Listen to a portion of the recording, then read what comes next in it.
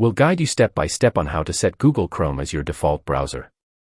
If you find this helpful, feel free to like the video and subscribe for more guides. If you regularly use Google Chrome, it's a good idea to set it as your default browser. Doing this ensures that whenever you click a link on your computer, it automatically opens in Chrome instead of another browser like Microsoft Edge or any other installed browser.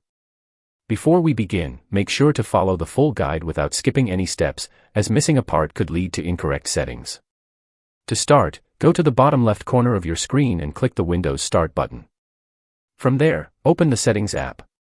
If you can't find it right away, you can simply type Settings in the search bar. Once inside Settings, look at the left-hand menu and click on Apps. Then scroll down and select Default Apps. Now scroll through the list or use the search bar at the top to find Google Chrome. Click on it, and you'll see an option that says, Make Google Chrome your default browser.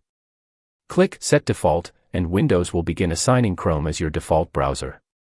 You may see a checkmark confirming the change. In some cases, you might need to manually assign Chrome for certain file types or link types.